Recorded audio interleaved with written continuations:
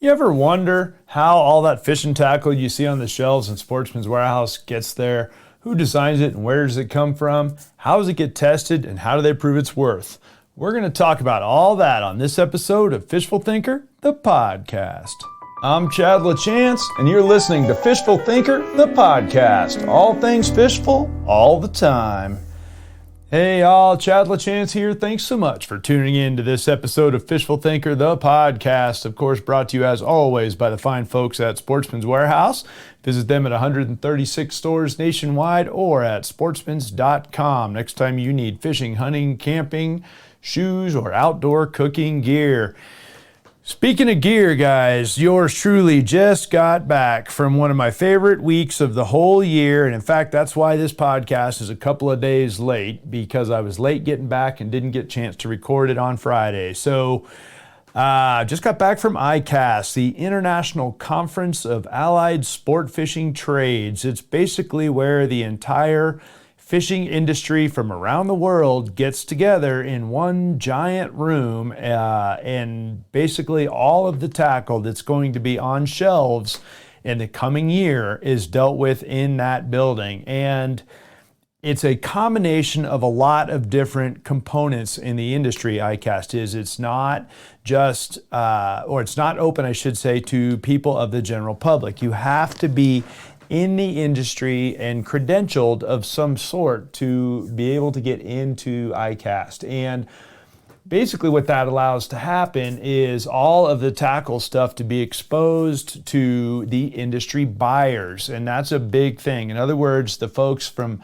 big box stores like my beloved Sportsman's Warehouse all the way down to the mom and pop shops around the country are all there. Their buying teams are to put together their product mix when it comes to fishing for the next year. They'll meet with all of the manufacturers there. So that's the second group of people that are there, which are manufacturers. So Berkley, Abu Garcia, any brand you've ever heard of in fishing, Lowrance Electronics, I mean, from Old Town kayaks and canoes all the way to all the different brands of clothing, to pretty much whatever you've seen in the fishing or ancillary products and related to fishing. Coolers from Otterbox and Yeti, and all those people are all there. Basically all the people that manufacture tackle, most of which, for the record, you probably haven't heard of. The big brands are there, of course, and they have a big, giant amount of floor space. The Berkley booth is ridiculously huge, as being one of the largest companies in fishing. But there's so many boutique companies there with all these crazy products that you may or may not ever end up seeing because they're very specialized, are also there. So you have the buyers from all the mom and pops and big box stores, and also the distributors or wholesalers, I should say. So what you may not be aware of is there's several different major distributors in the fishing business. They will also be there filling their warehouses for the coming year, so that the really small shops that don't order enough volume to order direct will also have access to the same product mixes. The other thing that's there besides them and the manufacturers you'll see is media sales people. So those are people there trying to get, say, Berkley, for instance, to buy advertising in their magazine or on their videos or whatever the case might be. And then you've got all the industry people that work with conservation organizations, things like that. So then you're talking about Coastal Conservation Association, Captains for Clean Water, the Jose Wahebe Memorial Foundation, all the different organizations like that are on hand, as are all of the major media people. So, for instance, Bassmaster Magazine, Game and Fish Magazine, all of those people are on hand as well. And then you got guys like me. I have what they call a media editorial badge. So I am there to document what's going on. I'm not buying anything. I'm not selling anything. I'm there to document what's going on and bring it to you, the public. Okay, and that's what I've done for the last 15 years, 16 years if you count 2020 when they didn't have the show, but it's been 16 years that I've attended ICAST. And so it's given me an interesting perspective as that show has changed over time. But really, what I do there is secondary to just bringing you guys videos and product information and learning what I can about the new products so that I have the right information on, say, this podcast or Fishful Thinker Television or any of the other content we produce. The other thing I'm doing there is meeting with the product development people who I work closely with, or some of whom I work closely with and some I don't, starting to look at things that they're considering bringing to market next year. So in other words, they'll be at ICAST the following year, so a full year ahead of before they debut in front of the public. In some cases, 2 or more years ahead of before they debut at the public. And the reason that I'm meeting with them there is so that I can provide whatever input they request for product testing. And that's really where I'm headed to with the meat of this podcast. So for a very long time now, about 10 or 11 years now, I have been on the official test team for several different companies to help them develop products, partially because I have aerospace engineering background, partially because I worked in fishing retail at Sportsman's Warehouse for 5 years. So I have a pretty good idea about merchandising, product mixes, and more importantly, or most importantly, what does Joe Weekend Angler, who's the bread and butter of the fishing industry, what do they look for? What questions do they ask? And what tackle are they consistently buying? So I have that aspect as well. And then I've been a fishing guide, a multi-species fishing guide, I might add. I've hosted the TV show now for 15 years, and that's always been multi-species, multi-state, multi-technique, as well as being a writer and a lifelong angler for both inshore and freshwater fishing. So in fly tackle and spinning tackle. So from my standpoint, I have a diverse background, as well as some advanced education, particularly on materials and design work. So it puts me in a unique position to be able to test tackle. And I also have an engineering kind of oriented mind. And so you put those things together, so I become a tackle tester.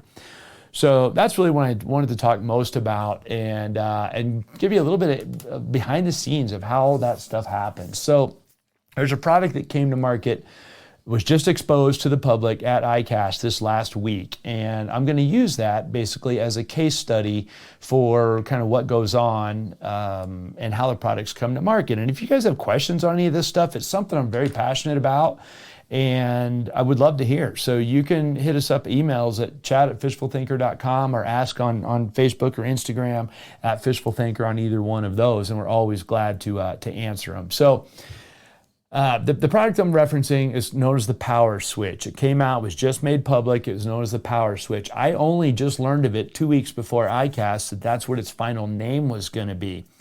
Because what happens during the process is they give it basically a code name. So all the way during the time that I started working on that beta a year ago, in other words, July of 2022, is when I started working with that bait. It had a secret name, and then that way there's no chance of leaking. I have as far as the name goes, I have a NDA or non-disclosure agreement on file with the companies that I work with so that they can expose something to me, and it has legal recourse if I expose it to you, which is why you'll see me sometimes post with a lure blurred out. It's because I'm using that lure to catch whatever I need, but I can't show it to you or I'll be in legal trouble with the folks that build that lure. So when I first saw this lure last year, it came to me, first of all, it was clear. It's a soft plastic, internally weighted, kind of a hybrid gliding jig. And the first versions of them I saw were clear. First of all, they had no coloration dyed into them because there's too early in the process for that. Second of all, they were in a variety of sizes.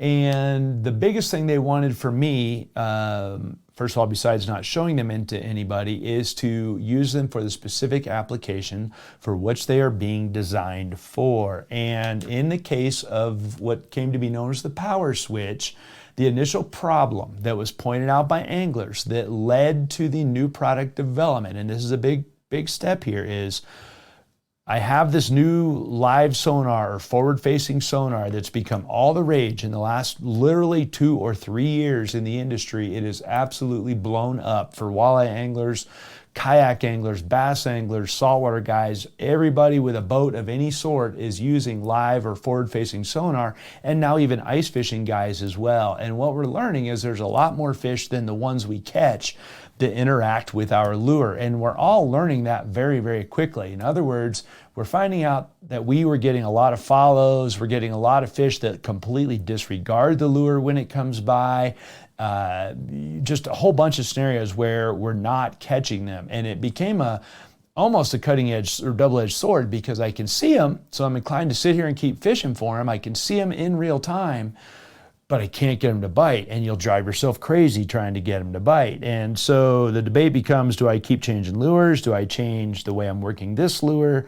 Or do I need a lure that's more specifically designed to get these fish to bite? Or do I just go find other fish? And that's the $1,000,000 thing all the way along right now. So the power switch was designed to address fish with more lure control that we can't get to bite. So rather than saying I'm going to change through 8 different lures that will do 8 different things, we're going to take one lure that I can make do 8 different things, so that I'm in total control of that lure at all the time, no matter what. It's up to me as an angler. So what they had to do is not build too much of its own action into it, because if you do that, that forces the angler into fewer and fewer possible presentations. So if we put let's say a big paddle tail on it, well, now it's not going to sink in the same way as if it didn't have that paddle tail. Conversely, if I swim it or whatever, I guess I'm kind of going off on a tangent here, but the more action you build into a lure, the less control of it the angler has. And so the power switch has very little built-in action per se, but it has a very universal body design that responds well to a lot of different rod motions and line tensions. And so that comes down to internal weighting, the way it sort of hunts when you retrieve it. When it sinks, does it sink nose down, or does it sink horizontally? Does it spiral? What does it do when it sinks? And what happens when the angler changes how it sinks? So in other words, if I throw it out and I give it complete slack line, how does it sink? Versus if I throw it out and I keep the line tight so that it sinks on tight line, it sinks completely different. Not all lures will do that, and that's where the power switch's versatility comes in. And again, it comes down to the balance of the weighting system, where the line tie point is, the density for a given size, and obviously the shape itself of the body, because the shape of the body dictates how water, being a fluid dynamic situation, flows around the lure, and therefore pushes the lure in various directions and angles. So when I first got the bait, it was clear, it was very, very basic, and it was more about go out and make it do as many different things as you can. By then, a guy by the name of Dan Spangler and the rest of his crew, and a whole bunch of others there as well, at Berkeley, have already tank tested it a lot of times. So they've videoed it in tanks. You can get below ground and look through the side of the tank and watch the thing being retrieved by an angler who's literally casting it with a rod and reel, same as you would, into a long tank that's clear and can be seen from the side. They've already used computers to analyze the motion of it. They've tried every possible retrieve scenario that they can think of in terms of making it vertical or horizontal or everywhere in between. And they've come up with a few basic sizes they feel like meet the right definition of the sink rates versus size, or in other words, the density of the lure. So they've gotten all that. They've got it in the ballpark. And then it will come to a guy like me. They'll verify my NDAs on form. I'll meet with the actual bait engineers and designers. They'll explain to me what their best goal is with the bait or what they're thinking. And then I take them back to Colorado and I go fishing. And one of the key things they wanted out of me was durability testing. So I went to my home lake and see how many smallmouth bass can I catch on one of these baits before it's worn out. And long story short, I got well over 100 on one of them in the early testing, and the bait was still fishing fine. I'll be the first to admit that one of the eyeballs was missing, the body was roughed up a little bit, but it was still getting tons of bites. And so I knew that the durability at that point was going to be fine. I also want to point out that I don't just test durability with one species of fish, because that's important as well. Obviously, trout have more teeth than smallmouth bass, so I caught trout on it as well. Wipers and white bass will fight harder, particularly wipers, pound for pound than anything else in my pond, and so therefore I want to make sure I put it in front of some of those. What I found out right away is they'll all bite it. That's not a problem. I got bites with it really easy, so it was more a question of, hey, how durable will this thing really be? And so long story short, I went through all of that. I documented the number of catches, the number of hours I fished, anything about the bait that I felt was good, bad, or ugly. And I keep, over the course of that year, every month or two, reporting back to the people that are working on the design. And there's about 10 other guys like me around the country doing the same thing with the same lure. Some will be in Minnesota, some will be in the Ozarks, some other will be out west, maybe a California guy. There'll be someone in the deep south that fishes southern lakes, and for sure somebody in the northeast as well. And the reason being, again, is to get it in front of as many different species as possible and see how the bait holds up. That's how that went. So once all that was proven, the durability's there, then it goes back and they fine-tune the sizes, fine-tune the colors, and then finally give it a name and bring it to market. The other thing that we're supposed to do right before ICAST, so maybe the last month or two before ICAST, last month, we'll get some that are in actual production colors. So I'll get maybe a half dozen baits that don't have any packaging or anything like that. It's just the generic looking baits in a couple sizes with no writing or anything on them. And they're just only asking for us to get photos and video so that when that bait comes to market at ICAST, and as you guys will have seen, I did exactly what they're talking about. We had already caught a bunch of lake trout, a bunch of smallmouth, a bunch of regular trout, white bass, all the fish I've been talking about, and recorded a bunch of them with photographs so that they have some evidence that, hey, this bait does actually work on lots of species of fish, and we've got the photos and videos to prove it. And so that's the last thing, a month before ICAST, we do. Then we go to ICAST and you get to see that product on the shelf and see it announced to the public and go through the whole spiel, and it's kind of a big to-do. For me, it's kind of like a point of pride. I think it's fantastic to see one, because keep in mind, not all of the products that I do, a high percentage of them, don't ever make it to market, or not in the form that they initially thought they would. In other words, the testing did not bear out the results that the theory would say that it would do, and it just doesn't. They don't make it to market. So in this case, the Power Switch definitely cut the mustard and made it to market. So it's kind of a neat thing. That same basic process goes on for just about any fishing lure or for any fishing lure that comes out of about any manufacturer out there. Some manufacturers have bigger test teams, some have smaller test teams. Some lures are only marketed for specific fish, and therefore their test teams will only be dealing with that. There's a bunch of different nuances depending on the company, but a company that's a multi-species focused company like Berkley, they want it tested on a lot of different species, and that's where I did my job. For the record, I also test all their hard lures, things like the stunted jerkbait. I had those pre-production, hit sticks, a whole bunch of hit sticks pre-production. Some of the Chapos, some of the cutters, a whole bunch of the saltwater line of the hard baits, the juke and the saltwater cutters, as well as the freshwater cutters. So a lot of those baits I have been testing way ahead of the market. Some I had a full year in advance, some I don't have quite that far, some they just send to me very close to market and say, hey, what's the story we need to tell people on how to work this, or get 20 different pros' opinions on what line this best fishes on for action-wise, or whatever the case might be. So that's kind of how the lure development process goes down. And like I said, then at the end of the whole thing, they'll finally make their announcements at ICAST to the world that this is coming in the fall of the year.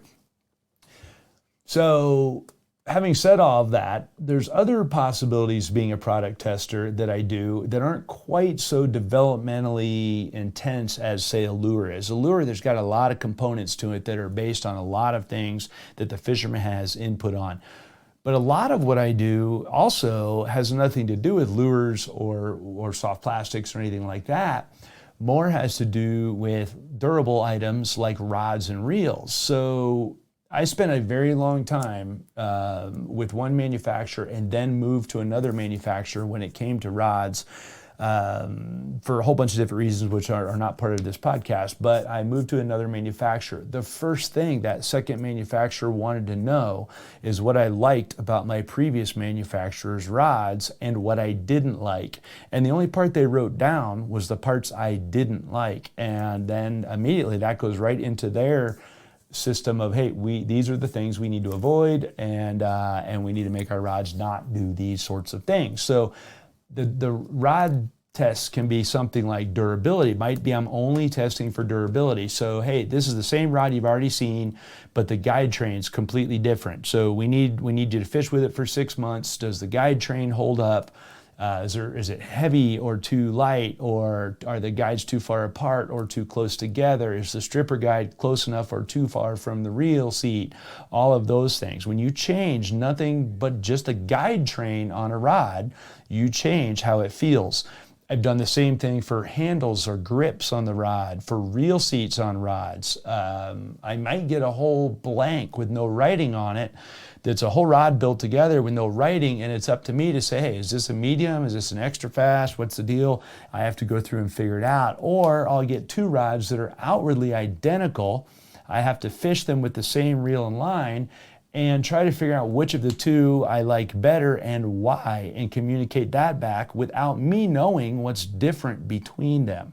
So they're looking for a very objective opinion in that case, that there might not be anything different, at which point it's my job to notice that, and it might be completely different, and again, it's still my job. So it just depends on what product it is as to what level of input they need from anglers like me, not just me, but like me from around the country. Now, I'm not at a level where I fully design things for I want to point that out. There are guys, you see a signature name on a rod, or a reel, or a lure, whatever it might be. It's the Joe Blow Pros, famous flipping stick. Okay, great, fantastic. He probably actually designed that rod. By the time those rods will come to a guy like me for testing, is verifying that myself and other guys around the country agree with that pro, and that the other nuances of that rod are what they need to be.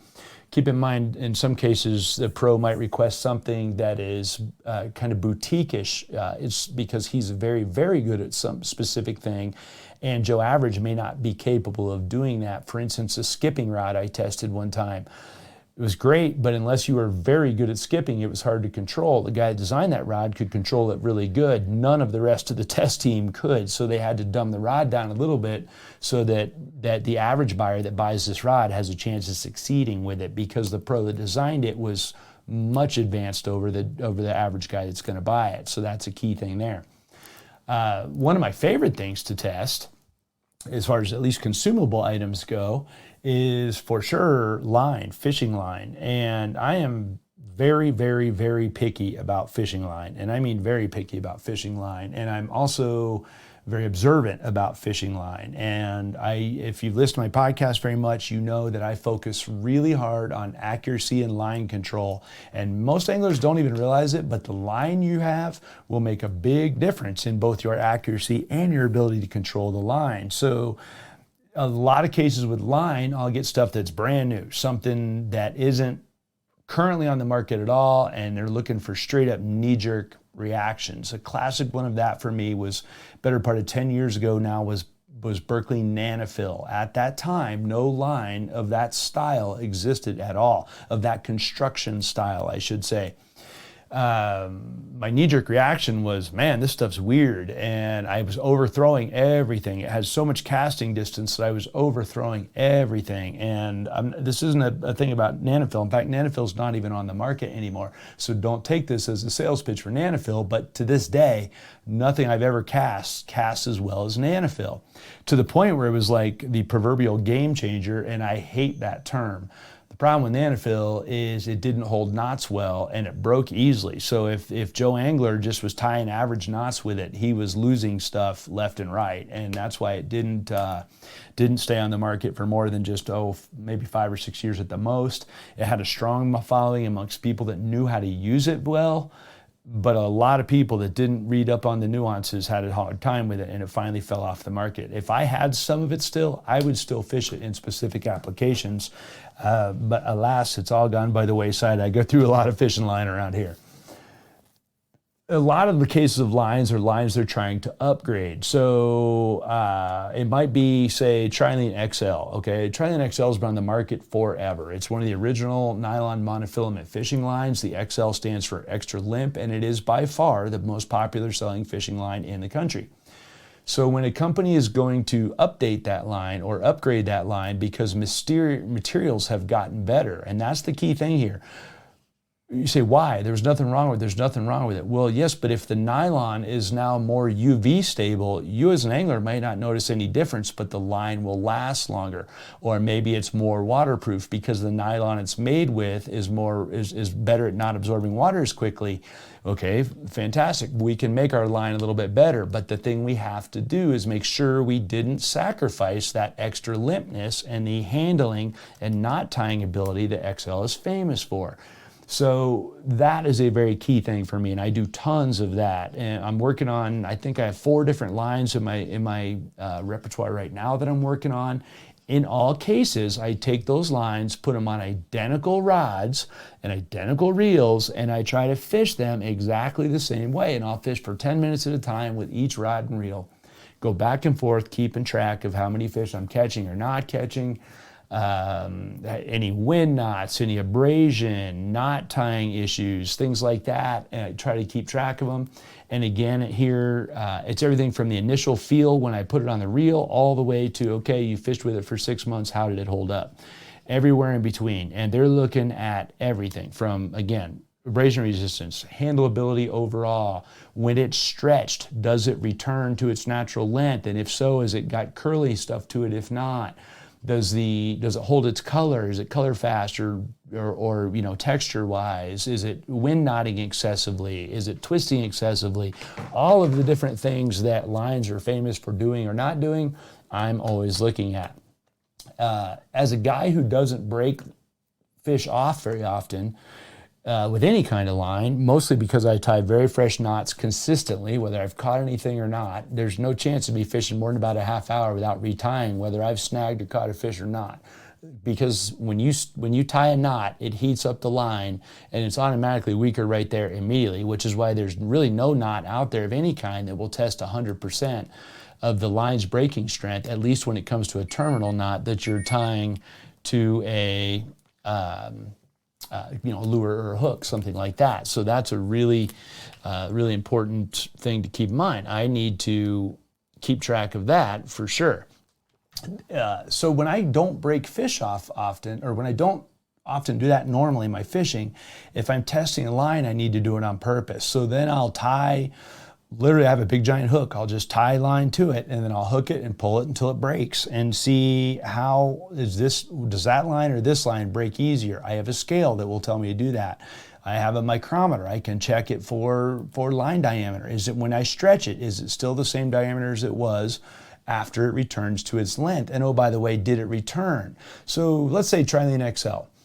I can guarantee you I can take 10-foot piece of Trilene XL and I can stretch it to 11 feet long. Very, very easy to do.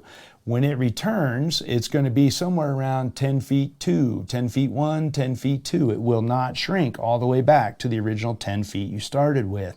In so doing, it hasn't gained any material, so obviously it has to get thinner. And so it will break easier the second time that it's stretched, and even easier the third, fourth, fifth time it's stretched. So for me, as a tester, I need to break it over and over again, or I need to pull on it over and over again and see exactly what it does.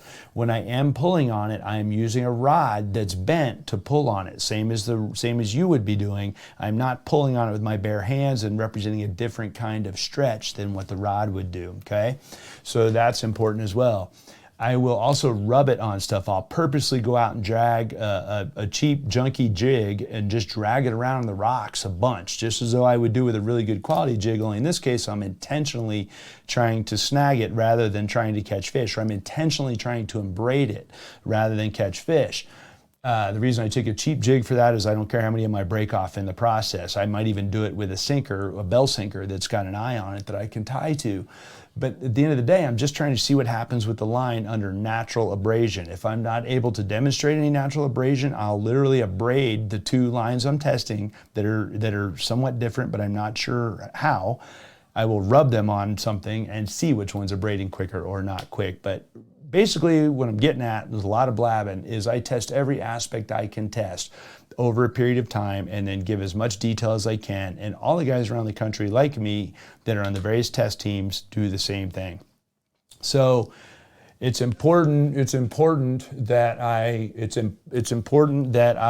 make sure all the time that my tests are consistent and that I'm evaluating as an average angler would, not as a guy that fishes 200 days a year and all over the country for everything else. If you fish at that level, you're probably capable of testing tackle. And I'll close kind of a little bit with this. For me, it becomes as objective as possible. You want really bad to just tell them everything they come out with is great, right? Because it's just kind of my MO. Conversely, that's not the case, and you're not helping you or them or anybody else. So a product guy might be all giddy and excited about some technique or some product that he's come out with. Man, this new widget's fantastic. My initial stuff, man, we're giddy, we can't wait. And then I get it and go, okay, but it either doesn't fill a niche for me, or it's not holding up correctly, or they're not all behaving the same, they're not consistent, whatever the case might be, and I have to give them the bad news. And that's very important that I maintain a open-minded approach to it all the time, and that is and communicate it clearly. Otherwise, the products do not get better, and in the long run, sales slump, and in the long run, guys like me need to find a new job. So it's important that I be as candid as possible with all the engineers about what I feel with the product, how does this really apply, is there really a need in the market for this, and whatever. In a lot of the cases, it may also be with a specific lure. I'm gonna close with this. A lot of people say, oh, well, so-and-so company knocked that lure off from so-and-so other company. Well, if the other company's lure, the guy that invented it, was perfect, there would be no need in the market for it. But if something out there is pretty good, but anglers are modifying it on a regular basis to use it consistently, there is room for improvement. If there is known weaknesses in it, there is room for improvement. So it's not necessarily that any manufacturer knocked off any other manufacturer in the same way that a Honda Accord did not necessarily, or that's probably not a good example. Let's say a Toyota Corolla did not knock off a Honda Civic, okay? They're two different versions of the same thing. Whichever manufacturer takes what they think is a better approach to the same idea, and they go from there. In the case of baits, same thing. Well, this company put, poor hook hangers or in a wrong location, or the bait's not quite heavy enough so it wants to spin when it's retrieved, or the blades are too thin. So we have room to improve that lure, make it better than it is, and then bring it to market as a improved version thereof. And you see a ton of that these days, and everyone yells knockoff. But what you have to keep in mind is, in pretty much all cases, regardless of manufacturer, they have done what they believe is the best job to improve on whatever that original bait's weaknesses were, or they would not have brought it to market. So, product testing is one of the favorite parts of what I do. I've done it for a long time, and I hope to do it long after Fishful Thinker television sails off into the sunset. And after 15 years of Fishful Thinker, there's just no telling how long I continue to do this. But I would love to be able to be a product tester or development guy or design guy for the rest of my fishing days, because it's very inspiring to me. I love the open-minded part of it. I love the analytical part of it, and I always want people to catch more fish, and if you have better products, you'll do it. So if you guys would like to follow the conversation, please do so. Subscribe to this podcast at Fishful Thinker on Facebook, Instagram, or TikTok, especially our YouTube channel, guys. Big part of what we do. It's a labor of love, and a couple million views, more than 600 videos. Check that out. And of course, you can check us out on Altitude Sports and Entertainment or World Fishing Network 52 weeks a year. So thanks for tuning in. This has been Fishful Thinker, the podcast.